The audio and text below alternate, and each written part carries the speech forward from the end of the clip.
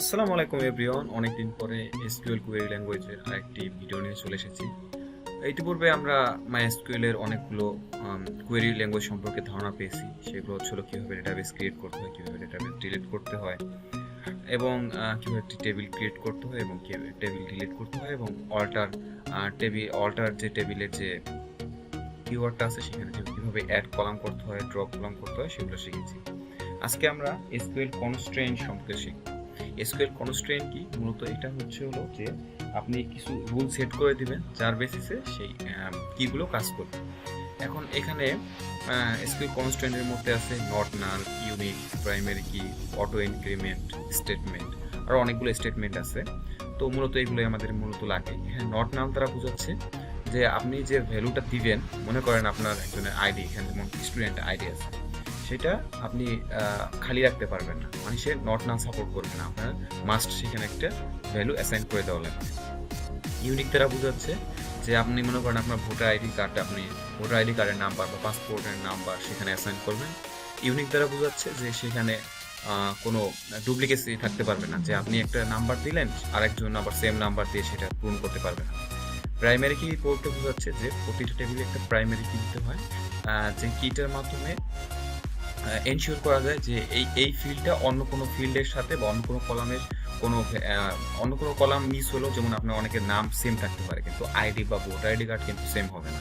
তো প্রাইমারি কির কাজ হলো যে যেগুলো আপনার ডুপ্লিকেসি হওয়ার সম্ভাবনা নেই সেগুলোকে আমরা সাধারণত প্রাইমারি কি সেট করে থাকি, কেননা ওই স্পেসিফিক রোটাকে যেন আমরা পরে কোনো কিছু কন্ডিশন দিয়ে সার্চ করে বের করতে পারি। অটো এনক্রিমেন্ট জিনিসটা হচ্ছিল এরকম যে অনেকে ওয়েবসাইটে দেখি বা আমরা কিছু যদি স্টোর করতে চাই তো দেখা যায় যে 1 2 3 4 5 অটো বাড়তে থাকে। তো অটো এনক্রিমেন্টের কাজ হচ্ছিল যে 1 2 3 4 5 এভাবে যেন বাড়তে থাকে। তাহলে এভাবে কথা না বাড়িয়ে চলুন আমরা প্র্যাকটিক্যালি দেখি যে কিভাবে করা যায় এগুলো।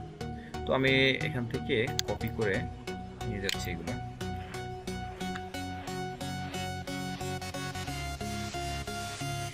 করে দিব, নিয়ে এসেছিলাম। এখানে স্টেটমেন্টটা দেখেন, ক্রিয়েট টেবিল, একটা টেবিল ক্রিয়েট হবে, এবং দেন স্টুডেন্ট ইনফো নামে একটা টেবিল তৈরি হবে, যেখানে আমি সেট করেছি স্টুডেন্ট আইডি ইন্টিজার। দেন কনস্ট্রেন্টগুলোর নিয়ম হলো যে আপনি ভেরিয়েবল টাইপ ডিক্লেয়ার করার পরে তারপরে কনস্ট্রেন্ট দেবেন। এখানে কনস্ট্রেন্ট আমি কি দিয়েছি, স্টুডেন্ট আইডি নট নাল, তার মানে কি এখানে স্টুডেন্ট আইডি নাল হতে পারবে না। এবং অটো এনক্রিমেন্ট দ্বারা বোঝাচ্ছে কি, যেখানে আইডিটা অটো এনক্রিমেন্ট হবে, 1 2 3 4 5 এভাবে অটো এনক্রিমেন্ট হবে। ফার্স্ট নেম বার ক্যারেক্টার এগুলো তো। আর এখানে এজটাও আমি নট নাল ফিক্স করে দিয়েছি। আর আপনাদের একটা বিষয় জানতে হবে যে প্রাইমারি কি বলতো, আমি বললাম কি যে প্রাইমারি এখানে কোনো ডুপ্লিকেসি ভ্যালু অ্যালাউ করে না, অবশ্যই ইউনিক হতে হবে এবং নট নাল হতে হবে।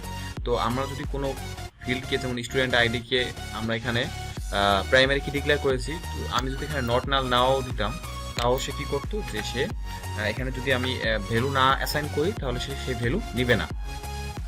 আর প্রাইমারি কি ডিক্লেয়ার করার নিয়ম হচ্ছিল প্রাইমারি কি দেন ফার্স্ট ব্র্যাকেট দিয়ে দেন আমি যে কলামটাকে বা যে অ্যাট্রিবিউটটাকে আমি প্রাইমারি কি করতে চাই তাকে এখানে অ্যাসাইন করে দিতে হবে।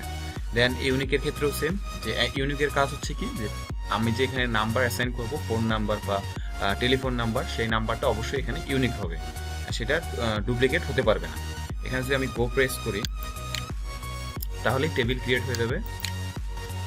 যদি আমি স্ট্রাকচারে দেখি, এখানে একটা স্টুডেন্ট ইনফো নামে একটা টেবিল তৈরি হয়েছে, যার আন্ডারে আছে ফার্স্ট নেম, স্টুডেন্ট আইডি। এখানে যদি আমি দেখতে পারি তো এখানে দেখাচ্ছে প্রাইমারি কি, যে প্রাইমারি কি যেটা থাকবে তার পাশে এখানে এরকম একটা কি এর মতো দেখাবে, এবং সেটা অটো ইনক্রিমেন্ট করে দিয়েছি। এখন আমরা শিখবো ফরেন কি সম্পর্কে। তো ফরেন কি মূলত, ফরেন কি হচ্ছিল এরকম একটা কি, ধরেন আপনি দুইটা টেবিলকে অ্যাডজাস্ট করবেন, একসাথে করবেন। এখন যেমন আমার স্টুডেন্ট, এখানে একটা টেবিল ক্রিয়েট করেছি স্টুডেন্ট ইনফো নামে। এখন আরেকটা টেবিল ক্রিয়েট করতে পারি আমি কোর্স নামে, যে অনেকগুলো কোর্স আছে। এখন সেই কোর্সের মধ্যে একটা কলামের দিয়ে দিলাম, যে কলাম বা অ্যাট্রিবিউট দিয়ে দিলাম, সেটা হচ্ছিল স্টুডেন্ট আইডি। দেন একটা প্রথম টেবিলের প্রাইমারি কি পরের টেবিলে গিয়ে যদি সেটা থাকে, এবং দুটার মধ্যে যদি আমি কমন ফিল্ড বের করতে পারি এবং অবশ্যই প্রথম টেবিলে সেটা প্রাইমারি কি হতে হবে, তখন সেটাকে আমরা ফরেন কি হিসাবে ডিক্লেয়ার করতে পারি এবং দুটার মধ্যে একটা রিলেশন করতে পারি। আসুন আমরা একটু প্র্যাকটিক্যালি দেখি জিনিসটা। এখানে আমরা একটা টেবিল ক্রিয়েট করেছি, ক্রিয়েট টেবিল কোর্স, দেন হচ্ছে হলো কোর্সের কোর্স কোড দিয়েছি, স্টুডেন্ট আইডি দিয়েছি এবং ক্রেডিট দিয়েছি। আচ্ছা, এখানে আমি পুরোটা পেস্ট করে দিলাম। পেস্ট করার পরে এখন এখানে কি দেখাচ্ছে, একটা টেবিল ক্রিয়েট হবে যার টেবিলের নাম হবে কোর্স এবং তার অ্যাট্রিবিউটগুলো হবে course code, student ID, credit. Student ID কিন্তু আমার স্টুডেন্ট ইনফো টেবিলের মধ্যে ছিল, আর স্টুডেন্ট আইডি কিন্তু সেখানে প্রাইমারি কি ছিল। তার মানে কি, সেই প্রাইমারি কি এখানে আসা একটা কি হচ্ছে ক্যান্ডিডেট কি, এবং যেহেতু স্টুডেন্ট আইডি স্টুডেন্ট ইনফোর প্রাইমারি কি, সো তাদের মধ্যে আমি একটা কানেকশন করতে যাচ্ছি। তো সেখানে এই টেবিলের প্রাইমারি কি কোনটা হবে, সেটা স্টুডেন্ট আইডিও হতে পারতো, অথবা এখানে কোর্স কোড দেওয়া আছে সেটা হতে পারতো, সেটা মেইন ফ্যাক্টর না।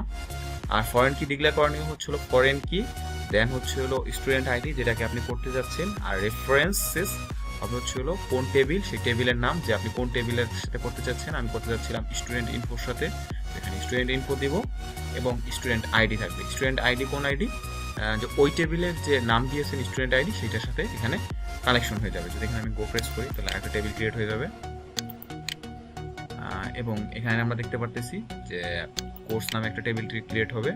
এখানে কোর্স কোড থাকবে, স্টুডেন্ট আইডি থাকবে, ক্রেডিট থাকবে। এখন এখানে কি হয়েছে, এখানে দুইটা টেবিল ক্রিয়েট হয়েছে যার স্টুডেন্ট ইনফোর সাথে এই কোর্সের একটা সম্পর্ক হবে স্টুডেন্ট আইডির সাথে। Student ID